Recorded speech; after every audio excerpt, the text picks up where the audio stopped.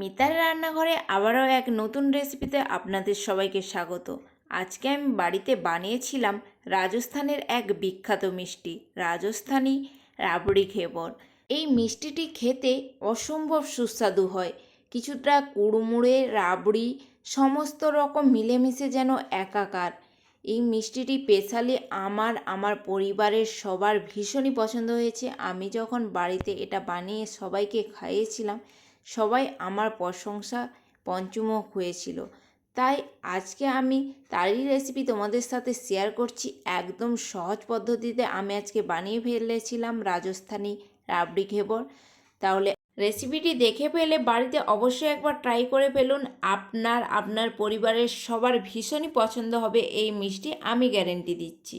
তার জন্য এখানে একটি পাত্রের মধ্যে আমি 4 চামচ ঘি নিয়ে নিয়েছি। এখানে একটু বেশি ঘিয়ের পরিমাণটা নিতে হবে, 4 থেকে 5 চামচ নিলে ভালো হয়। এদিকে একটা বাটির মধ্যে বরফ বসিয়ে রেখেছিলাম, সেটাই বরফের চাই এখানে আমি নিয়ে নিয়েছি। আপনারা চাইলে ছোট ছোট বরফের টুকরোও নিতে পারেন, কোনো অসুবিধে নেই। এইভাবে হাতের মধ্যে দেখুন, হাত দিয়ে এইভাবে ঘুরিয়ে ঘুরিয়ে ঘিটাকে ঠিক এইভাবে ঘষতে হবে 3 থেকে 4 মিনিট মতো। বরফ দিয়ে ঘিটা ঘষার সময় হাতের মধ্যে একটু ঠান্ডা লাগতেই পারে, কিন্তু সেরকম কোনো অসুবিধে হয় না। সাইডে লেগে গেলে আবারও একটু তুলে আবারও এই নিচের দিকে রেখে বরফ দিয়ে ঘষতে হবে। দেখুন, কিছুক্ষণ ঘষার পর ঘিটা একদম বাটারের মতন হয়ে গিয়েছে, একটা সাদা কালার চলে এসছে। আর এর মধ্যে কোনো বরফ দিয়ে তখন আর ঘষার প্রয়োজন নেই। বুঝবেন মিষ্টির জন্য আপনার ঘিটা একদম রেডি। এরপর আমি এই জলটাকে ফেলাবো না, এই জলের মধ্যেই ঘিয়ের মধ্যে 120 গ্রাম মতো ময়দা দিয়েছিলাম।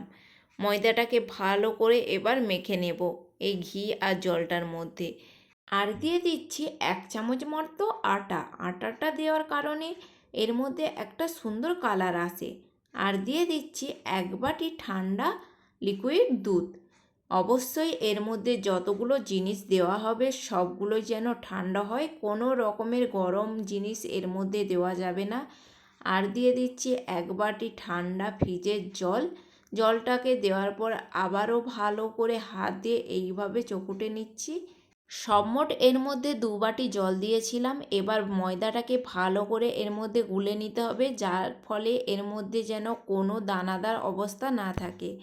একটা হাতার সাহায্যে দেখিয়ে দিচ্ছি, দেখুন লিকুইডটা কিন্তু এই রকমই হতে হবে, বেশিও পাতলা নয় আর বেশি ঘন নয়। একটা হাতা দিয়ে দেখে নেবেন, হাতার গায়ে যদি এই রকম থাকে তাহলেই বুঝবেন আপনার লিকুইডটা একদম পারফেক্ট তৈরি হয়েছে। এরপর একটা ছাঁকনির সাহায্যে এইভাবে ছেঁকে নিচ্ছিলাম, যার ফলে ময়দার যদি কোনো দানাদার অবস্থা থাকে সেগুলো এর মধ্যে যেন ছাঁকা হয়ে যায়। দেখুন, হাতার সাহায্যে আমি একটু এইভাবে চেপে চেপে নিচ্ছিলাম, যার ফলে ময়দার দানাদার অংশগুলো একদম লিকুইডের সাথে ভালো করে মিক্সড হয়ে যেতে পারে। এবার এটাকে আমি ফ্রিজের মধ্যে ঠান্ডা রাখার জন্য রেখে দিয়েছিলাম, কারণ যতক্ষণ এদিকের কাজগুলো করব ততক্ষণ এটা আরও ভালোভাবে ঠান্ডা হয়ে যাবে। এই মিষ্টিটা বানানোর ক্ষেত্রে এটা যতটাই ঠান্ডা থাকবে ততটাই জালিদার মিষ্টি তৈরি হবে, তাই এটাকে ঠান্ডা হওয়ার জন্য ফ্রিজের মধ্যে রেখে দিয়েছিলাম। এদিকে এবার রাবড়িটা তৈরি করে নেব। তার জন্য একটা কড়াইয়ের মধ্যে নিয়েছিলাম লিকুইড দুধ, তার মধ্যে দিয়ে দিলাম চিনি আর দিয়ে দিলাম একটু ঘন হওয়ার জন্য 2 চামচ আমল দুধ। আমল দুধটাকে এই গরম দুধের সাথে ভালো করে মিক্সড করে তারপরে দুধের মধ্যে দিয়েছিলাম, যার ফলে কোনো দানাদার অবস্থা না থাকে। 5 থেকে 7 মিনিট ভালো করে দুধটাকে জাল দেওয়ার পরে কিছুক্ষণ পরেই দেখবেন দুধটা আগের থেকে অনেকটাই ঘন হয়ে গিয়েছে।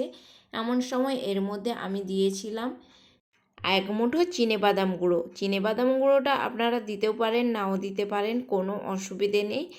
দিলে যেন একটু স্বাদটা ভালো হয়, তাই জন্য আমি এর মধ্যে দিয়েছিলাম 1 মুঠো চিনেবাদাম গুঁড়ো। আবারও ভালো করে মিক্সড করে নিচ্ছিলাম। এই রকম ঘনত্বের আসার পরেই কিন্তু গ্যাসের ফ্লেম অফ করে দিতে হবে।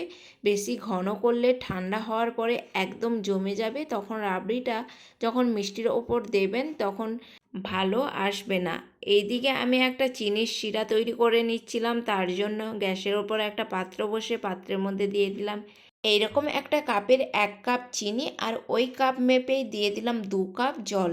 ভালো করে চিনির সাথে জলটাকে গুলে নিলাম। এরপরে দিয়ে দিচ্ছি 2টো এলাচকে ফাটিয়ে 2 থেকে 3 মিনিট ফোটার পরে এটাকে বন্ধ করে দেব, বেশি ঘন করব না।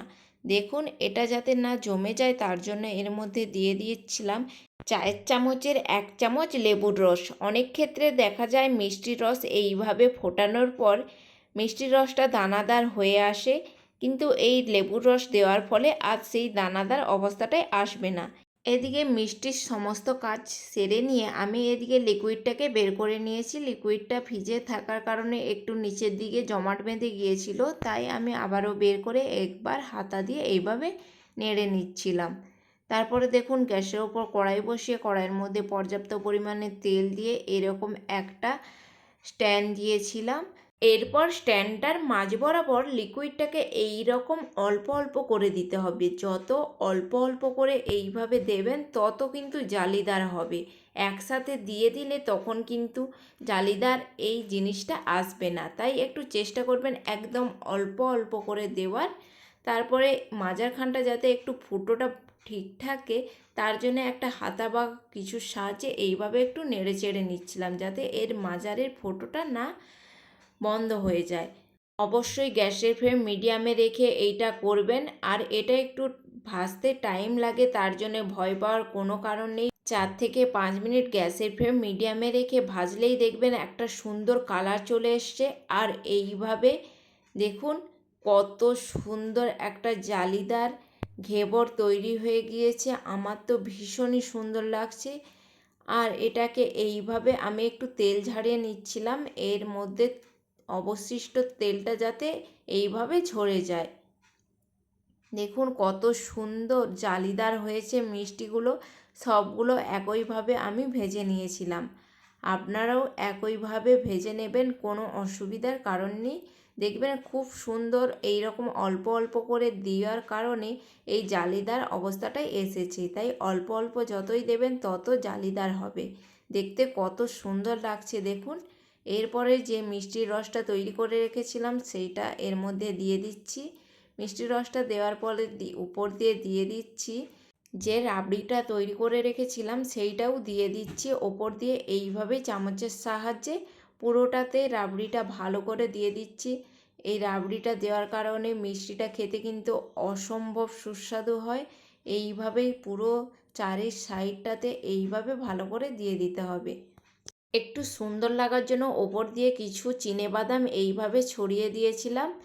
ভালো লেগে থাকলে প্লিজ একটি সাবস্ক্রাইব করে যাবেন এরকম আরও নতুন নতুন সহজ রেসিপি পেতে। আর অসম্ভব সুন্দর হয় এই মিষ্টিটা, বাড়িতে অবশ্যই একবার ট্রাই করবেন। ট্রাই করে থাকলে কমেন্ট বক্সে কমেন্ট করে জানাতে ভুলবেন না। আবারও দেখা হচ্ছে নতুন